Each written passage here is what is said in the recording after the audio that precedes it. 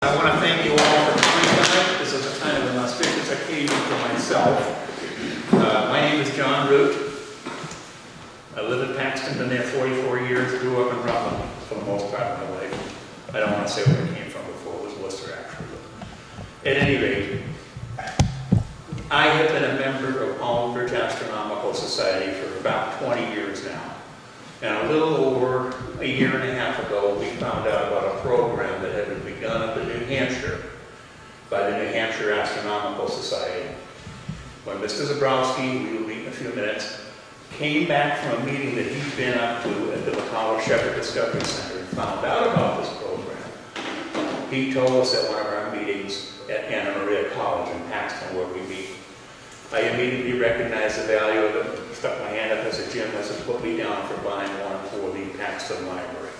And what it is, when you look to your left, you'll see a telescope over the table. This is the telescope, library telescope program. What we're doing, and we've initiated here in Massachusetts in just about a year now, quite a year, in placing these telescopes in public libraries, so that any one of the card-carrying patrons of that particular town library can go in and check it out, just like a book. Bring it home for a week, 2 weeks, whatever the policy of that particular library is. We've been doing this now, like I say, just about a year, and later on you can see the listing up here. We've been successful in putting 38, or will very shortly, put 38 telescopes into libraries. It has been almost 100% positive reaction to this program. You'll see on the picture right now, there's a group of our members that got together at Anna Maria College. Yeah, one way. Where's the picture of the gang of eight? Where's the gang of eight? Okay, move it up. At any rate, we got together about this time last year, and we did modifications for 8 telescopes, including, and they were placed in towns from Royalston, Hubbardston, Rutland, Spencer, Sutton, Milford, Shrewsbury, and Beverly, all the way up in Beverly, Mass. We, like I say now, we've got just ordered 17 telescopes. We're waiting for them to be delivered. There's a picture of our gang of 8 who did the modification. So we do a few things to the telescope just to make them a little bit more durable and or user-friendly, whichever phrase you want to use. Stuff like remounting the main mirror cell, changing the eyepieces so there's no danger of dropping one in the dirt. We get rid of the 2 that came. They were a 7 and 21 millimeter. We change it to a zoom eyepiece, which can't be taken off the telescope, so there's no danger of dropping in the dirt. So that's where we are right now. A couple of exciting things coming up in the very near future. Both Jim and I and the executive director of Cornerstones of Science up in Brunswick, Maine, who we are getting the telescopes from, and were the ones that originally were providing them to the New Hampshire Astronomical, and still are. We are going to be speakers at the 2015 MLA Annual Conference at the DCU Center coming up May 4th, 5th, and 6th. So I'm excited about that. Apprehensive a little bit, not so much about talking, because you can see I don't have a problem with that, but it's just what kind of floodgates are going to get opened up. Jim had a similar experience 3 years ago, 4 years ago, with a group of librarians from the Minuteman group. He gave a talk about, I think it was National Space Year or 100th anniversary or something like that. It was something National Space Year anyway. And after, toward the end of his talk, he made the comment, if any of the library directors that were there that day would like to talk to him about a program, see him afterwards. Well, he went back to his seat, turned around, and was talking to somebody else, and he turned back around. He had 38 librarians lined up in front of him. Some of the libraries did 3 programs that year that I remember. And this is what we do. I mean, Aldrich Astronomical, back 50 years ago, when we applied for a 501(c), this is what we hung our hat on, was public outreach and education. This is the reason we're doing it, the kids. We want to be able to bring as much of STEM activities and just an exposure to anything to do with the science. And of course, our main forte is astronomy. So, any quick questions at all before we get on to the main part of the program? I have a question. Yes. Can we join the society? How does that work? Oh, of course. See the apples, I'll give you my card, go to our website, download a membership form. How often Come on down. We meet, the normal meetings are the second and fourth Saturdays in the Sullivan Science Building on the campus of Anna Maria College in Paxton. But you better believe, sometimes the in-between Saturdays, we have more people there because we've got two very, very active groups of people, guys and gals, who are what we refer to as pushing glass, hand grinding their own mirrors to build their own telescopes. It's not rocket science, believe me. And then the other group is astro imaging, taking pictures through a telescope of what's up there. So like I said, we're there almost every Saturday night. And believe me, if it's clear, we will have telescopes out for viewing. So yes, by all means, come on down. All right. Okay, I'm going to turn it over to Jim. He can take you into the program, which kind of explains about the telescope, how it works, and so on and so forth. And we'll be here for a while now. My name is Jim Zabrowski. I'm the current president of the Aldrich Astronomical Society. I'm also a NASA Solar System Ambassador, so I have plenty of handouts. I'm glad we talked to some homeschoolers here, basically, because we have plenty of support for homeschools and local Cub Scouts, Girl Scout groups, and after-school enrichment programs of all kinds. It's kind of cool doing this. Happy Earth Day, everyone. Congratulations. We got plenty of rain on our very wet planet at the moment. We should be proud of that because there's a lot of dry worlds in our solar system, and we'll get the chance to talk about some of them today. And as you see, this group of 8, they built our first 8 telescopes, or I should say modified our first 8 telescopes, but every one of them is valuable astrophotographers. These guys have thousands of dollars invested in high-end telescopes and camera gear and everything else. And every one of them jumped at the chance to do this because they saw it as important, and they were also excited to get their hands on something and tear it apart. There's something about astrophotographers and astronomers. We got to tear things apart and see how they work. So that's what we're all about. And I'm an engineer, so I think about all of that too. So telescope features. Yes, there is humor in astronomy, bringing it all into focus. And there we have the focuser, which is a simple racket pinion focuser, which John's simple method of saying you can touch it or don't touch it, green dot, touch it, no dot, ignore it.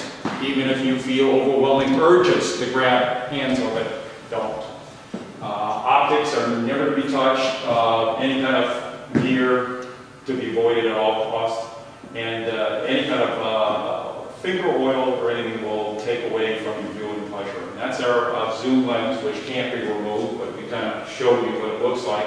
And it has a series of non-click stops, so you just seamlessly adjust it from 21 millimeters all the way down to 7 millimeter zoom. And all that is focal length. And the focal length allows you to have additional magnification or reduced magnification.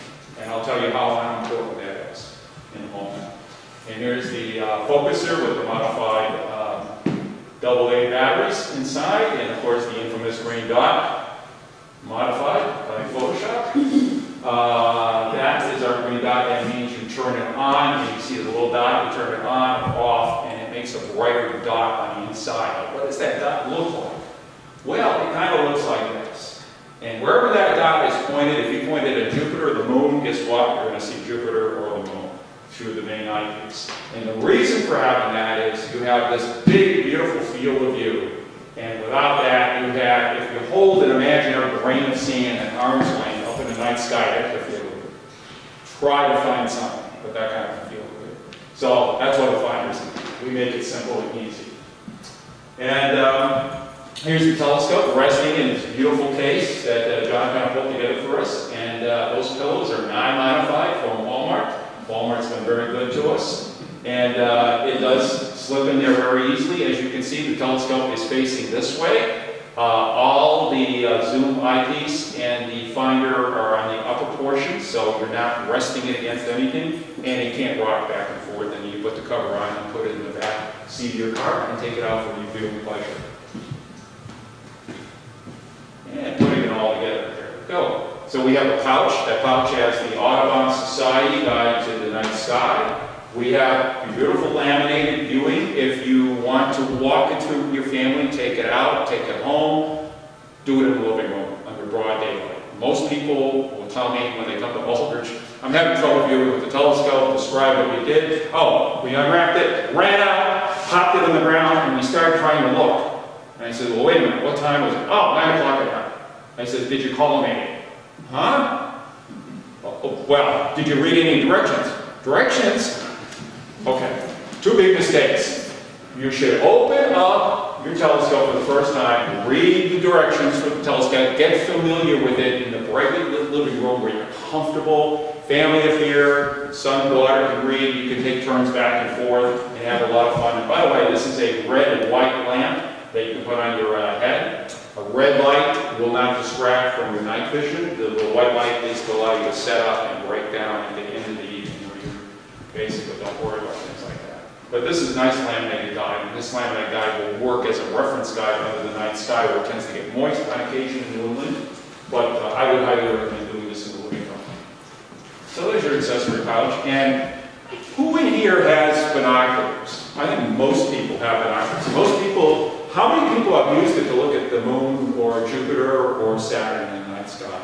Really? Okay, phenomenal, because a lot of people go, you can use binoculars to look at the night sky? I tell you, if Galileo walked in here today, he would rush you to the ground for the privilege of grabbing those binoculars out of your hand and rushing out to look at the night sky. If you can hold a straw, think about this, his field of view in his eyepiece, hold a straw and crush it as tight as you can. That's his field of view.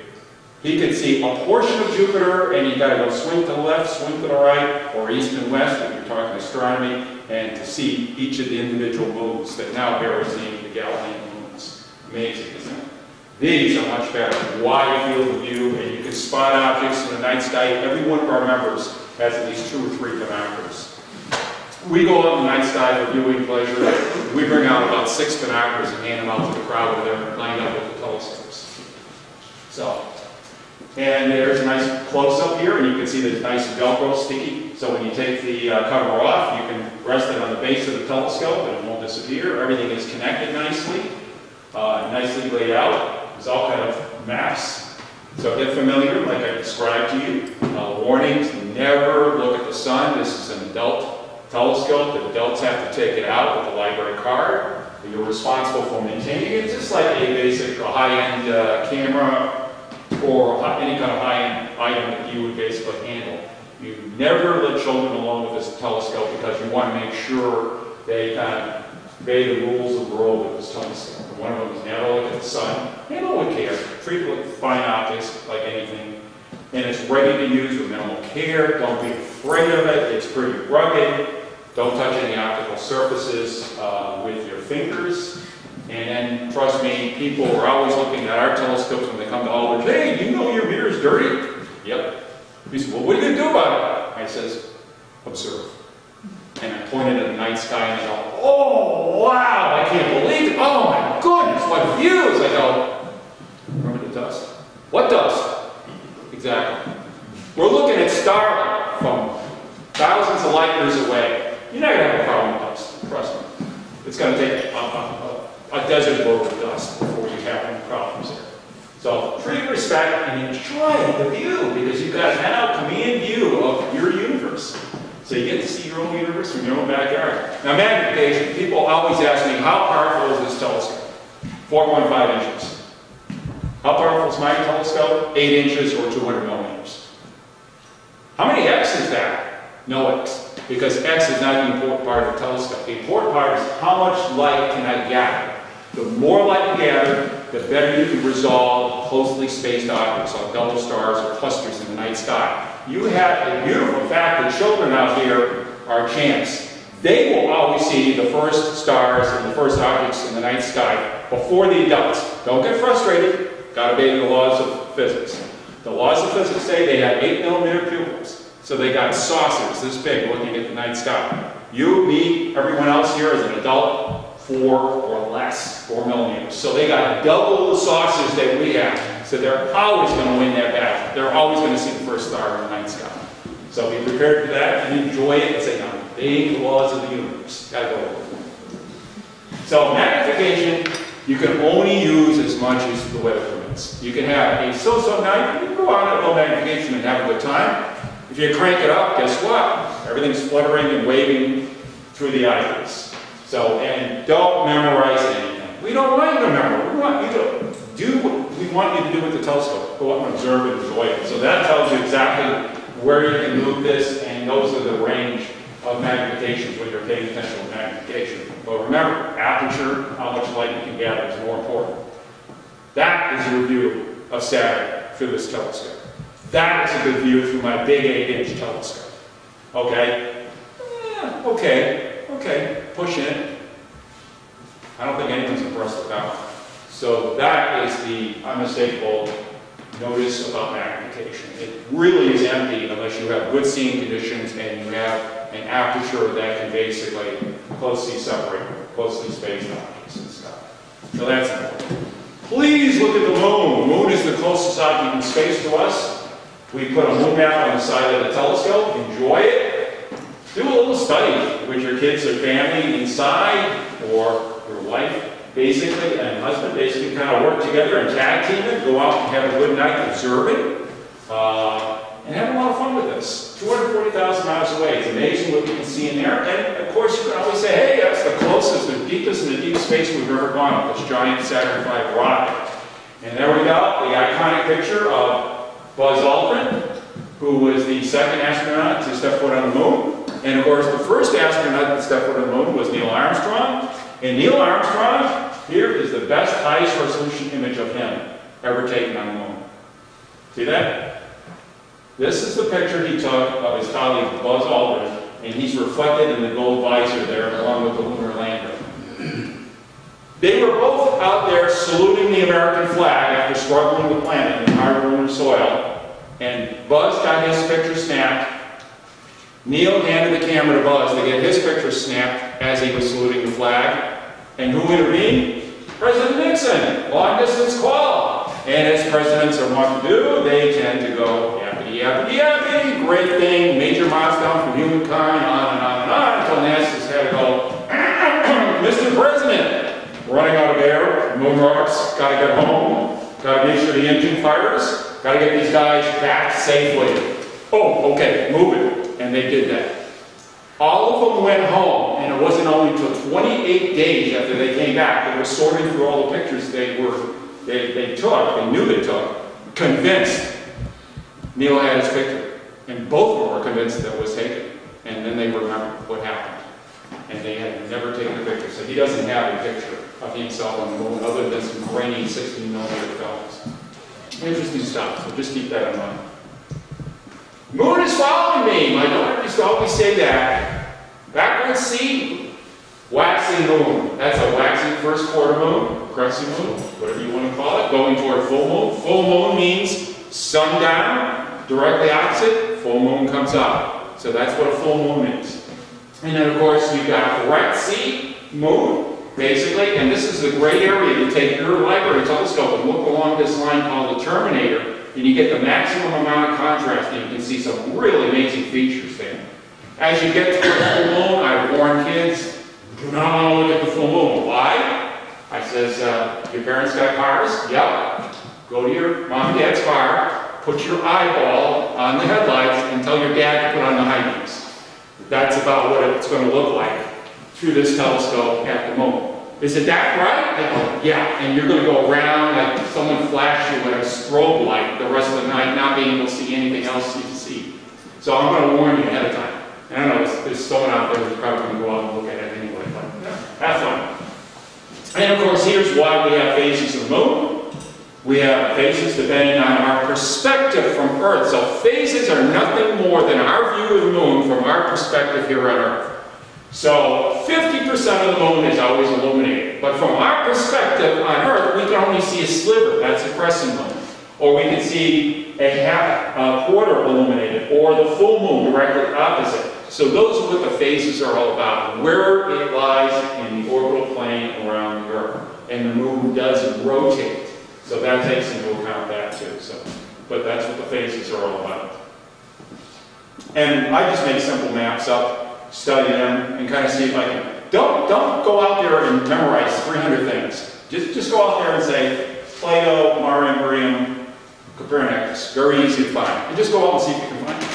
And then relish the moment when you find them. And go, hooray, and share it with your family. And of course, where did the moon come from?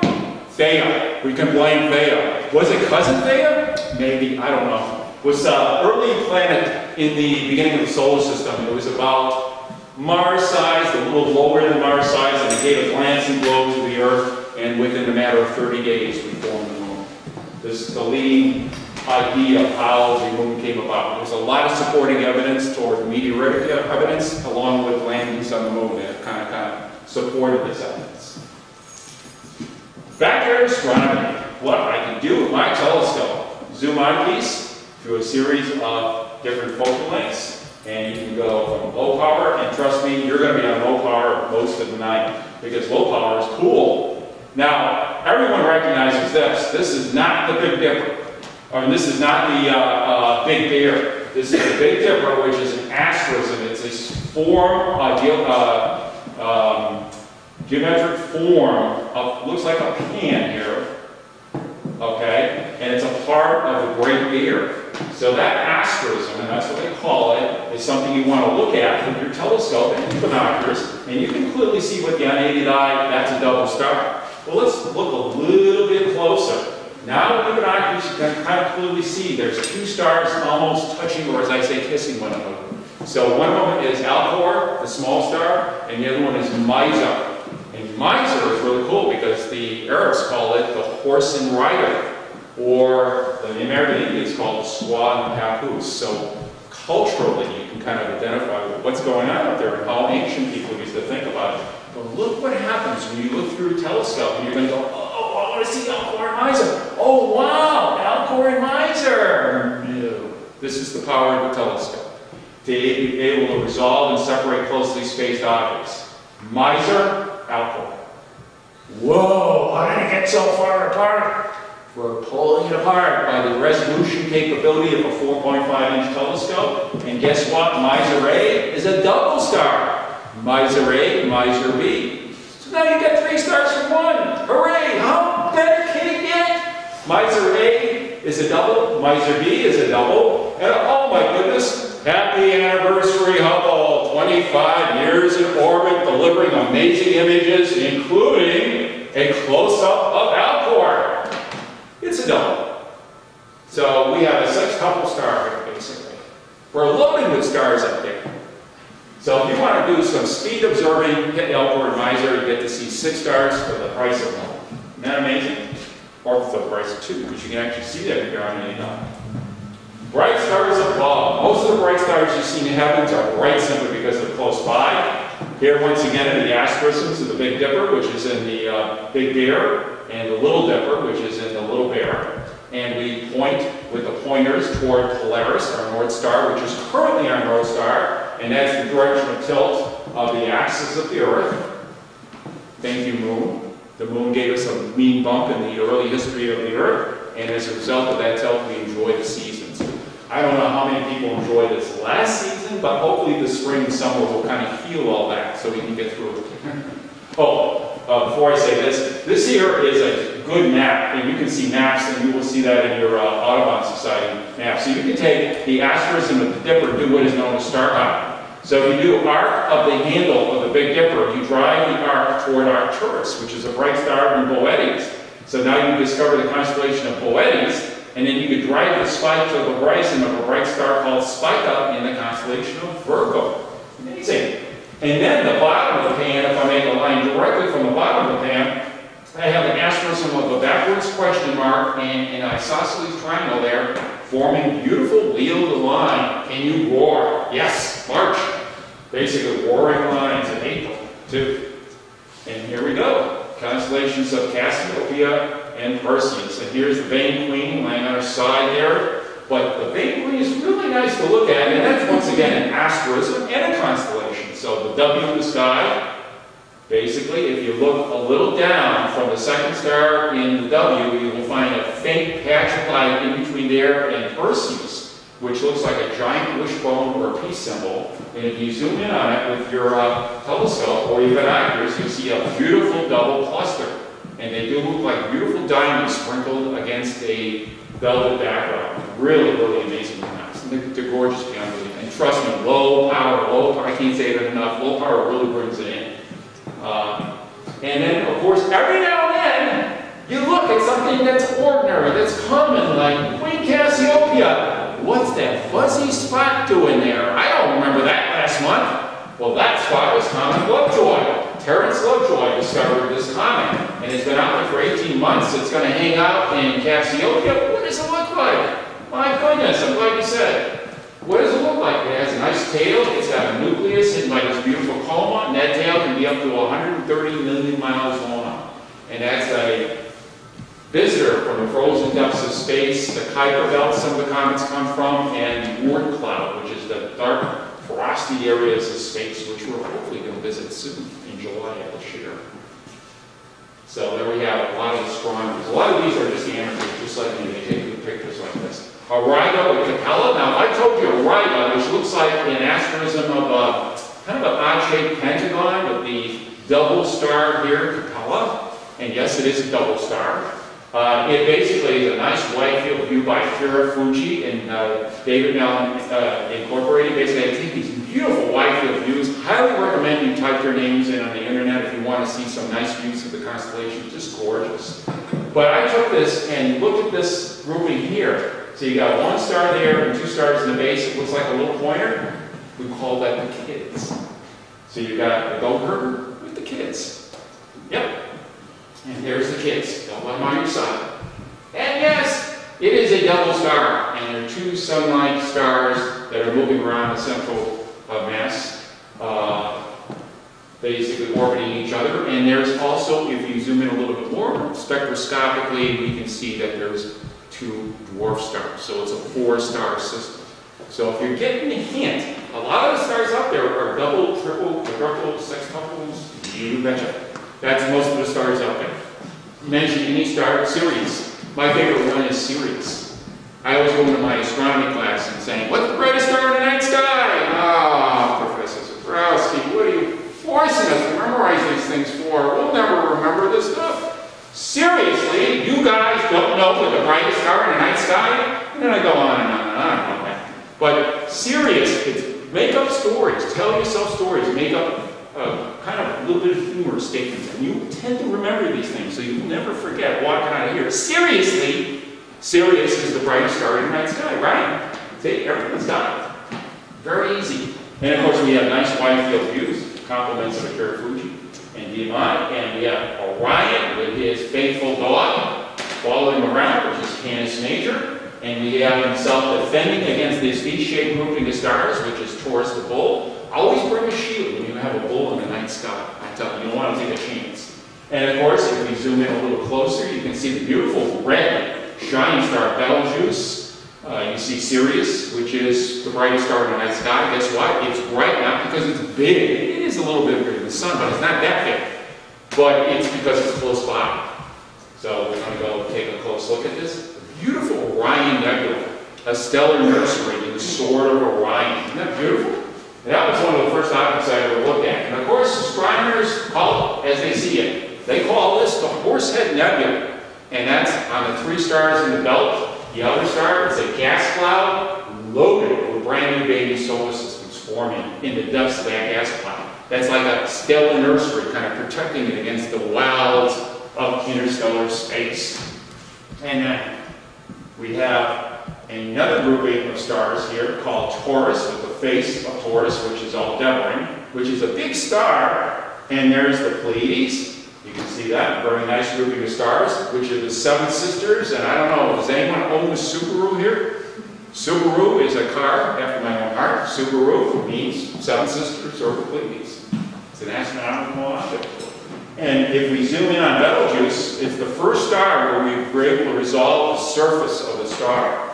And you can see some large, bright convective zones on the surface of the star. Not long for this world. You do not want to be around the star, which is 535 light years away. It may go any moment. We're all hoping for it at all. So we want to do it on our watch.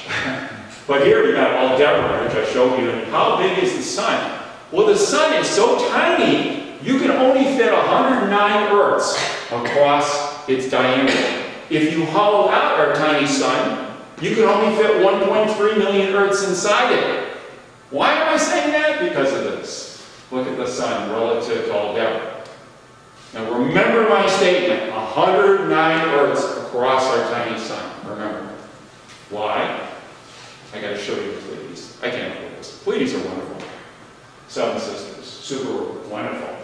We're going to go take another look at Betelgeuse. How big is Betelgeuse? It is so big. There's our sun. You can fit 535 suns across the diameter. Wow. Why do I like astronomy? You can't exaggerate. I can tell you anything here. You can't possibly exaggerate if I come up with statements like that. Isn't that amazing? You got to go out. Wow! Look at Betelgeuse in my telescope. You're still going to see a point. You're looking at something that's about to go kaboom in the night sky. And that kaboom is in each one of our bodies. Star stuff came from stars like that did supernova blasts. So we have other stars. The twins are up there, and they got a beautiful object called Messier objects. You get to see these beautiful open clusters through your telescope or binoculars. And then we have Cancer. Very insignificant. You'll never ever find it except for one thing.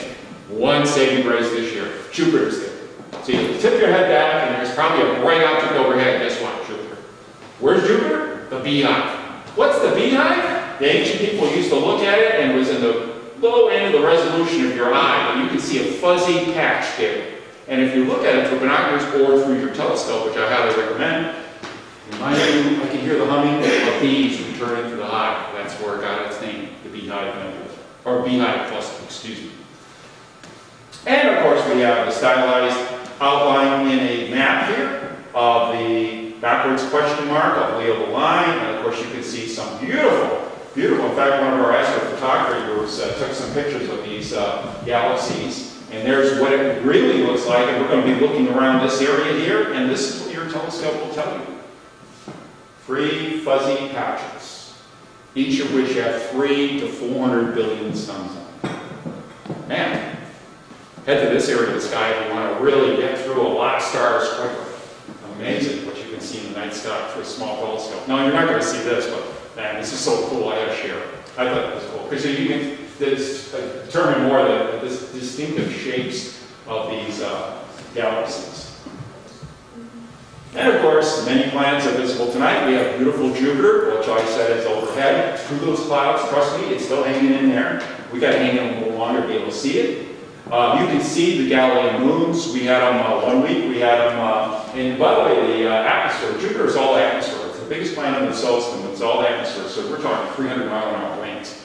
So bring your storm clothes if you go anywhere in the atmosphere of Jupiter. I thought you were going to be blown to smithereens. And then we have a lot of amateurs taking pictures of this year specifically all the Galilean satellites going across Jupiter, because you can see a lot of conjunctions, you can see a lot of the shadows of the various moons on the body of the planet. And of course, happy birthday, or not happy birthday, it's happy birthday Hubble, but it's basically Opportunity ran the marathon, 26.2 miles on Mars. So it broke the record for the marathon. So it was kind of running its heart out, 90-day warranty, we're on 10.5 years. Not bad for a little rover that low, and it's still good. And here we are, looking back at you, doing a selfie shot. That's the Curiosity's masthead, doing its twin views of Mars. And my favorite picture of Mars taken by the Indian spacecraft Mars Orbital Mission. Mom! Everyone in India say, go Mom! Go Mom! We want to orbit Mars. And they did, very successfully. The first mission they sent to Mars was very successful. So Mom is highly respected in India. And then we have Mom arriving, the maiden spacecraft. And a comet just shows up out of the blue. So all the spacecraft hide behind the planet, kind of looking up around the planet to take a look at what's going on with the comet. So sometimes you get lucky. And of course, the biggest megapixel selfie of all time from Curiosity in the Yale crater. It's now scaling to 15,500 foot mountain. It's discovered organics. It discovered there's a history of water all of which is sometimes good. And you can see the water that it basically said must have been on Mars at some time in the past, so it's doing a little bit of historical research on what's going on Mars, along with the help of the Maven spacecraft. And then, lovers of dwarf planets, Ceres in the asteroid belt. This dwarf planet is being orbited by Ceres, which is powered by the next generation of rocket power called a ion propulsion engine. The space shuttle fired its engines, 585,000 gallons of fuel in approximately 8.5 minutes. And where did it end up? Low Earth orbit. This spacecraft got delivered to low Earth orbit, turned down its engines for 3 years. Where did it end up? In the asteroid belt. Orbiting Vesta, an asteroid. Had a wonderful time there. You should have seen the pictures. A lot of postcards came back from this mission. And then it took off with its engines firing again continuously, heading toward Ceres, the dwarf planet. What are those two eyes staring back at us? Don't know. Anyone knows? Please, NASA wants to hear from you. Well, we're coming out from the far side of the planet, which is now illuminated by the sun, and we're going to come out, and we're finding out there's a lot of heat. More heat that's going into the dwarf planet. So we're trying to figure out what's going on. So this is a heat signature. So that's what it looks like in visible light. But if you look at it in infrared light, which is heat energy, just like our bodies are warm, the planet is warm. But it's warmer than you would think. What's going on there? Don't know. Stay tuned. And here we go. The latest and greatest here. This is the latest image from the Dawn spacecraft, and you can see it just moving in to the other side where those brightly lit points in one of those craters are kind of shining back at us. That's going to be very interesting to see what happens there. Now, for the kids in the audience, plus the adults who love to be kids anyway, and now you get your opportunity, we have a bunch of high school students that are basically mentored by a really, really good astronomer. And he said, we want to do some real science and teach what science is all about. It's not that dry stuff you read in your astronomy textbooks. It's something called, let's explore the atmosphere of Earth. And let's do some real radiation measurements and upper atmosphere wind measurements and things of this nature. Plus take some high definition pictures of the curvature of Earth. So you got to have a sponsor. You can't just do this. It's $500 to do a flight. So Cuprella, beautiful cupcake cafe, from Germany says, okay, we'll step forward, $500, take your flight. And of course, we have to have a volunteer for this mission. July 16, 2013, the day of destiny for Mork the cupcake. Mork has never been off the planet before. So Mork gets to be the volunteer cupcake that went where no cupcakes have ventured before. There's the balloon, and he has a platform there, and they mount their high-definition cameras here. They're over the Sierra Nevada mountains up in California. So they have plenty of places for this to come down on. But Mork's kind of keeping an eye on us. He was told this was going to be a very mild adventure. Did anyone say something about 109,500 feet? What's that? It gets dark up there at night? What's going on here? Look at the curvature of Earth. And they are taking radiation measurements, they're taking snapshot measurements, they're taking wind velocity measurements, and of every layer they're going up through as they ascend to this height, and you will see the maximum height. Of course, look at that. You're in space. The space cupcake has made it 109,000 feet.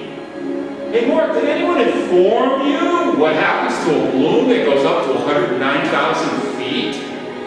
It expands and expands and expands because there's no atmospheric pressure until it can't expand anymore. And then what happens? Someone bought this balloon. Well, Mark, there's something about to be said about what goes up has to come down. And unfortunately for Mark, very fast. He took many hours there. But he's got music to really groove on the way down. He's heading down.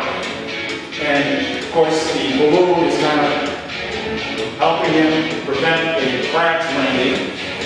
And Mark's thinking, crash landing? No one told me about this, right? Keep an eye on Mark. He's going into the cupcake history book, one way or the other.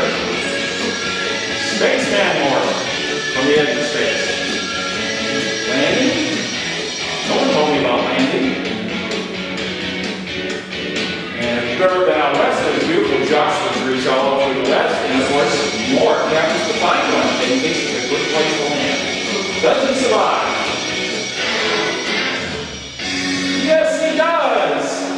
surrounded by 30 high school students that look mighty hungry.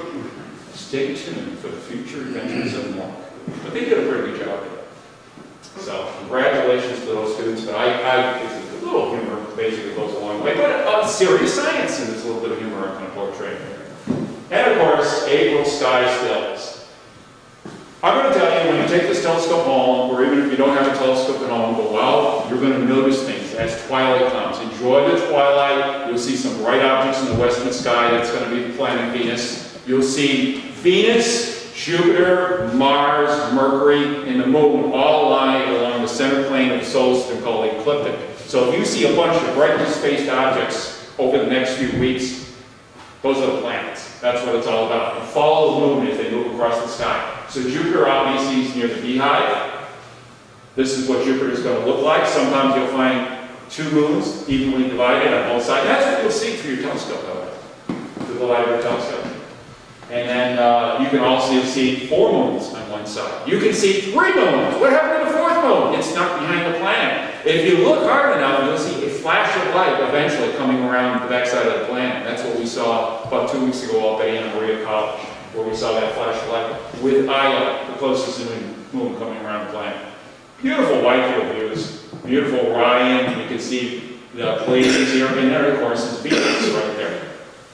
Amazing. So you'll be seeing a lot of Venus on the horizon, a lot of the moon, and the moon will move through its phases, as you can see here, past Jupiter and Regulus, which also happens to be on the center point of the solar system.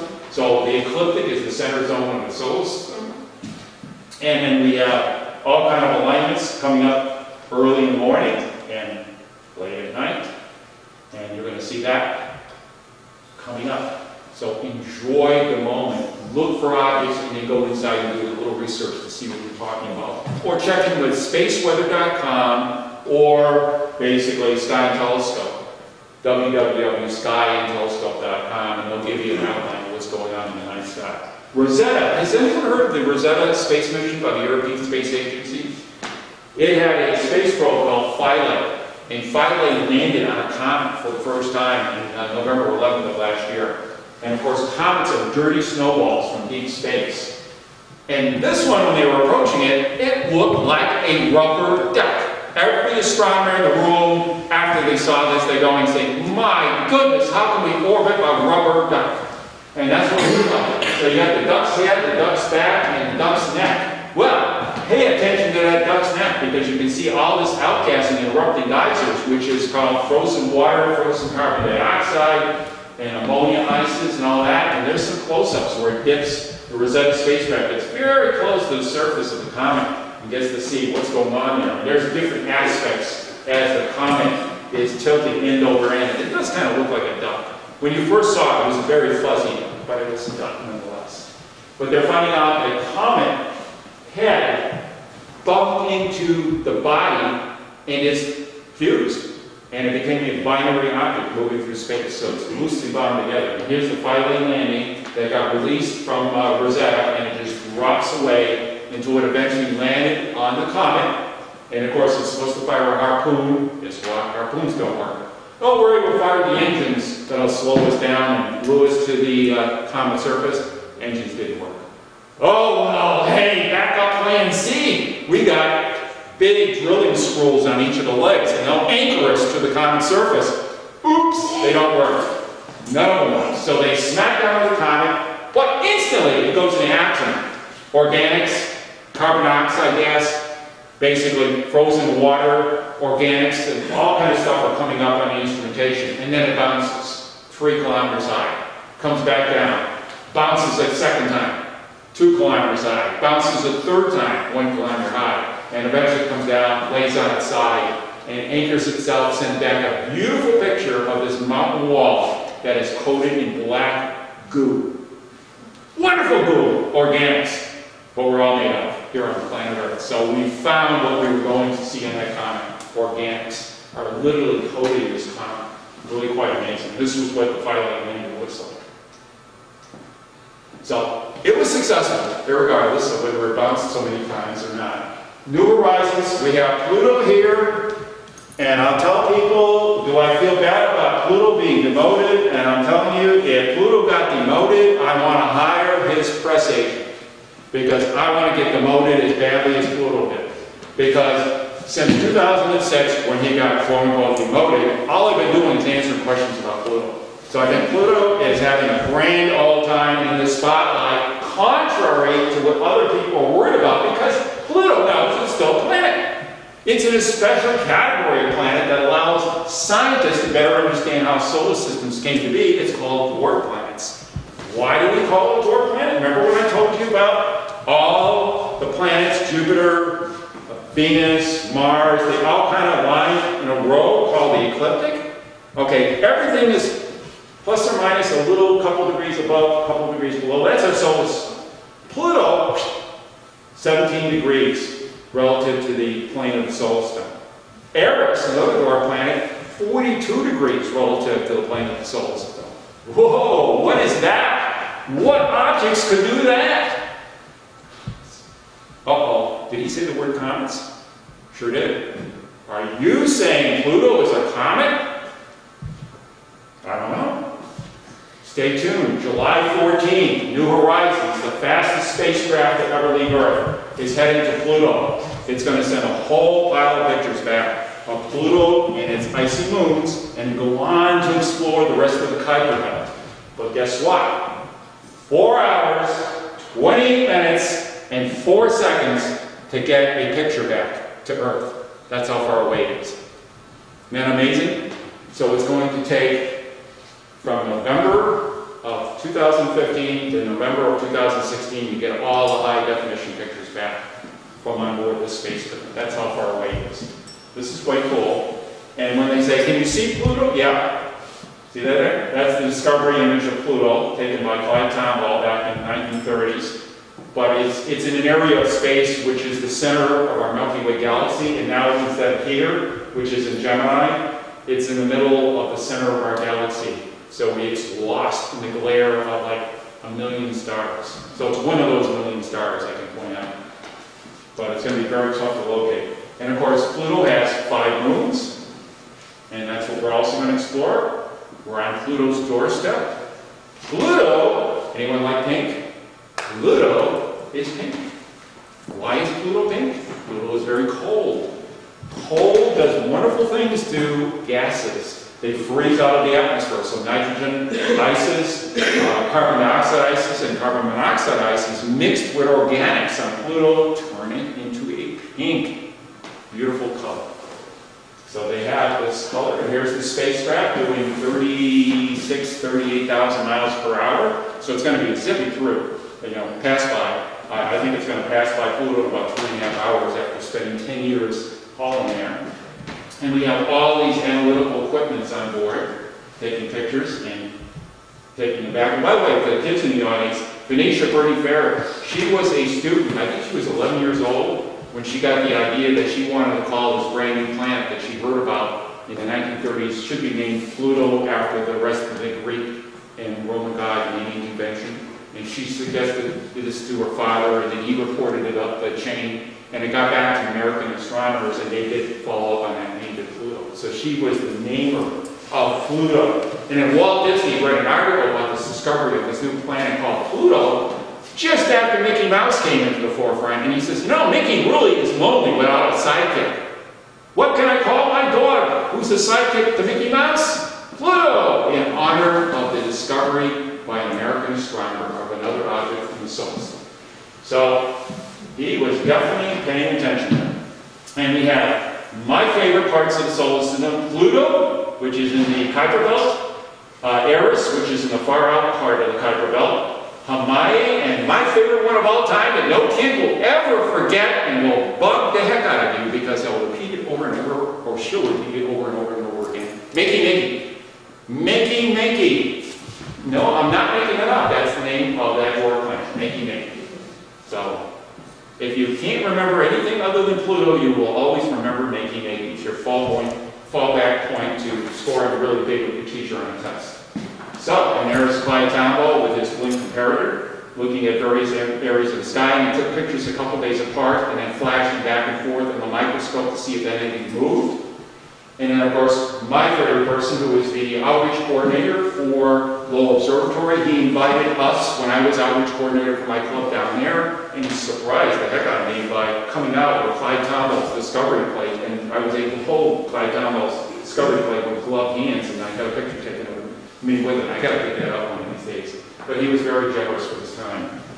And he's celebrating. He's still there, and they're celebrating all about, this is all kind of stuff that's at the Lowell Observatory, which is where Clyde Tombaugh is. And there's our high-resolution pink moon. Well, actually, it's a pink planet. And seriously, if you looked at this through the laptop, it really does look pink. Here it's a little washed out, a little white, but the imaging is going to get better and higher resolution as we get closer and closer to Pluto. We're now about 65 million miles away and closer. Really amazing. And Pluto, don't care. He's having a good time. He likes the notoriety. Got any more demotions in the wings? It's having this way. So he's having a grand old time. Like I said, he's still a planet, folks. Special category. He's special. So think of it from that perspective. And there we go. I gotta say, happy anniversary to Hubble. John Grunsville was the Hubble astronaut. Basically did the last upgrade of the Hubble Space Telescope to a 128 megapixel camera. Unbelievable, isn't it? And did a very good job of it with 5 spacewalks. And you can see his basically colleague is out there on the doing a spacewalk on NARM, trying to servicing the telescope through his visor. That makes for some great pictures. And then as they pulled away, they let the telescope off. And I had one, I'm trying to think of her name. One woman asked me, I was telling me about Hubble, and she was on the servicing mission to Hubble. I'm trying to remember her name. It escapes me. But anyway, they were all up in the upper deck of the space shuttle, and they had just released Hubble, right? So they're all waiting for Hubble to kind of go over the window so they can all take as many pictures as possible of Hubble. Scientifically, but they all want a picture for themselves, you know. What can you say? The astronauts you still like Hubble. And honest God, Hubble was not visible, and all of a sudden Hubble appeared right over the window, and every one of them, she said, ducked. Because this object was so massive, and it was casting a shadow. It's like they thought they were going to get mowed down by Hubble. Get out of the way of Hubble, we got the universe to explore. So I like that story. And the pillars of creation. Baby solar systems are forming in these 5 light-year tall pillars. So baby stars are hidden away there. The Cat's Eye Nebula, which is a planetary nebula caused by a star like our sun collapsing to form a dwarf star or a core of a white dwarf star. Amazing, isn't that beautiful? And here's another picture of the pillars of creation. And then the infamous Orion Nebula, just a more expansive view of it. So Hubble's done some amazing stuff over the years. And look at this one of my favorite galaxy, M51. It's the pinwheel, and it's getting distorted because of the interaction with this nearby satellite galaxy. It's really quite amazing. And of course, here's a close-up of the horse's head. Remember the horse's head where it was kind of dark? Hubble was able to look at it with its near-infrared camera, so it can penetrate into the horse head and see what's embedded in there. There's a lot of baby solar systems and stars embedded there, but it still retains the shape of the horse's head. This is a section of the Andromeda Galaxy, the largest galaxy equivalent to the Milky Way, 750 billion suns, 2.5 million light years away. You can see with your unaided eye, the furthest in deep space the human eye can see. There's 750 billion suns, and they took a quarter section of it. This is 1.3 billion pixels of information you're staring at. I've been told I can enlarge it, and I can enlarge it, and I can enlarge it, and I see stars, more stars, more stars, and stars separate out, more stars, more stars, more stars. Quite amazing. Happy anniversary, Hubble. Many good years to come. So, thank you very much, ladies and gentlemen, for inviting us. We have some questions we can entertain, but I'd like to show you one last look at our galaxy, which was taken by an amateur astronomer up in New Hampshire. His name is Garrett Evans. He does these wonderful full views with far backgrounds here of the Milky Way galaxy, 750 billion suns.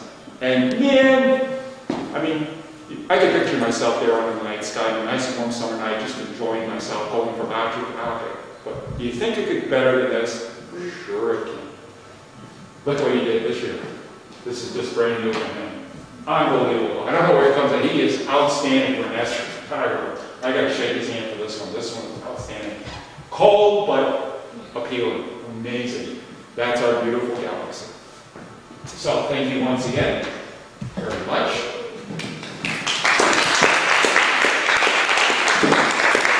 Any questions from the audience?